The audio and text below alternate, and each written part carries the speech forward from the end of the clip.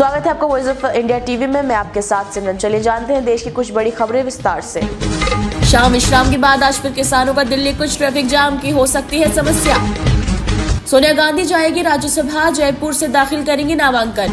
देश भर में बसंत पंचमी की धूम, पवित्र स्नान से लेकर पूजा अर्चना तक कर रहे लोग। यूएई के पहले हिंदू मंदिर का उद्घाटन करेंगे पीएम मोदी। केंद्र सरकार ने कहा जल्दबाजी में नहीं ला सकते एमएसपी कानून।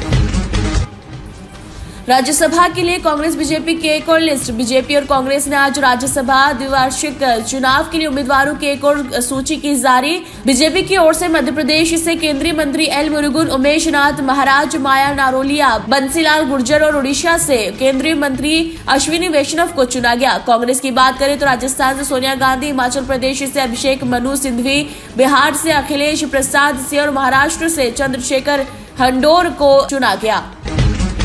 पश्चिम बंगाल 19 फरवरी तक संदेश खाली ग्राम पंचायत सहित 7 ग्राम पंचायत और उसके आसपास 500 मीटर क्षेत्र में सीआरपीसी की धारा 144 लागू।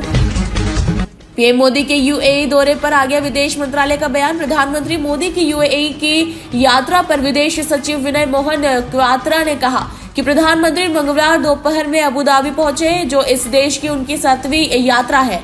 यूएई के राष्ट्रपति शेख मोहम्मद बिन जायद अल नहयान ने उनका स्वागत किया और हवाई अड्डे पर औपचारिक स्वागत भी किया। नेताओं ने विस्तृत प्रतिनिधिमंडल स्तर और एक से एक वार्ता की, जिसमें भारत और संयुक्त अरब अमीरात के बीच द्विपक्षीय संबंधों के साथ साथ क्षेत्रीय और वैश्विक स्तर पर महत्वपूर्ण विकास के पूरे पहलू को शामिल किया गया। उन्होंने जीवन कार्ड का उपयोग करके किए गए लेन देन को भी देखा और प्रधानमंत्री ने संयुक्त अरब अमीरात के घरेलू जीवन कार्ड के लॉन्च के संबंध में राष्ट्रपति को दी बधाई, जो भारत और संयुक्त अरब अमीरात के बीच वित्तीय क्षेत्र के सहयोग में एक और महत्वपूर्ण कदम। 10 समझौते ज्ञापन समझौते हुए जिन पर हस्ताक्षर किए गए। कांग्रेस संसदीय दल की अध्यक्षता सोनिया गांधी के जयपुर से राज्यसभा नामांकन दाखिल करने पर राजस्थान के पूर्व सीएम और वरिष्ठ कांग्रेस नेता अशोक गहलोत का बड़ा बयान। कहा वो किसी भी राज्य में जा सकती थी और राज्यसभा सदस्य बन सकती थी, लेकिन अगर उन्होंने राजस्थान को चुना तो ये खबर दुनिया भर में जाएगी कि सोनिया गांधी ने राजस्थान चुना। राजस्थान की चर्चा पूरे देश और दुनिया भर में होगी। इतना अनुभवी कोई व्यक्ति यहाँ अपना नामांकन दाखिल करने आ रहा है। आप कल्पना कर सकते हैं कि हम सब कितने गौरवान्वित हैं। एनडीए सरकार भी अब सतर्क हो जाएगी। किसानों की मांगों से सरकार सहमत, लेकिन आगे की बातचीत के लिए रखी शर्तें। केंद्र सरकार अपनी मांगों के लिए दिल्ली की सीमाओं पर प्रदर्शन कर रहे किसान संगठनों से आगे बातचीत को तैयार है, लेकिन उसका कहना कि किसान संगठनों को कुछ बातों का ध्यान रखना होगा। इनमें गलत तत्वों से बचने और बातचीत में नए नए मुद्दे जोड़ते रहने से बचना शामिल। देश भर में बसंत पंचमी की धूम, पवित्र स्नान से लेकर पूजा अर्चना तक कर रहे लोग। दिल्ली चलो आंदोलन में जा रहे किसान नेता गिरफ्तार। मध्य प्रदेश के इंदौर शहर से दिल्ली चलो किसान आंदोलन में शामिल होने के लिए दिल्ली जा रहे किसान नेताओं को अन्नपूर्णा पुलिस थाने की पुलिस ने किया गिरफ्तार। एसीपी कोर्ट में पेश करने के बाद भेजा जेल। किसान संगठन और परिजनों ने इस गिरफ्तारी का किया विरोध। मध्य प्रदेश में लोकसभा चुनाव से पहले फिर गरमाई सियासत। शिवपुरी में लोकसभा चुनाव से पहले इस समय गुना शिवपुरी संसदीय क्षेत्र की राजनीतिक गरमा गई।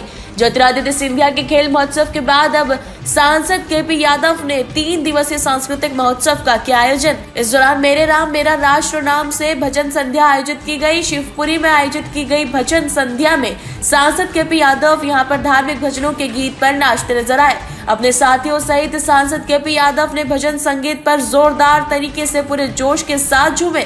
गुना शिवपुरी संसदीय क्षेत्र में 3 दिन तक जो सांस्कृतिक कार्यक्रम सांसद केपी यादव ने कराए, उसे केंद्रीय मंत्री ज्योतिरादित्य सिंधिया के खेल महोत्सव का जवाब माना जा रहा है।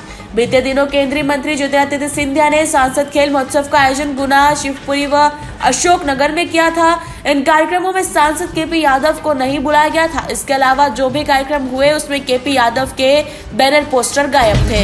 यूथ कांग्रेस के प्रोटेस्ट पर पुलिस ने दागे आंसू गैस के गोले, वाटर कैनन चलाई।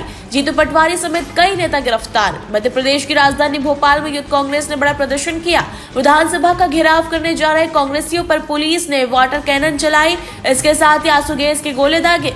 बाद में कांग्रेस के बड़े नेताओं को किया गिरफ्तार। इस प्रदर्शन में यूथ कांग्रेस के राष्ट्रीय अध्यक्ष श्रीनिवास बीवी और प्रदेश कांग्रेस अध्यक्ष जीतू पटवारी भी शामिल थे। बेरोजगारी को लेकर पूरे प्रदेश से बड़ी संख्या में कांग्रेस के कार्यकर्ता पहुंचे थे।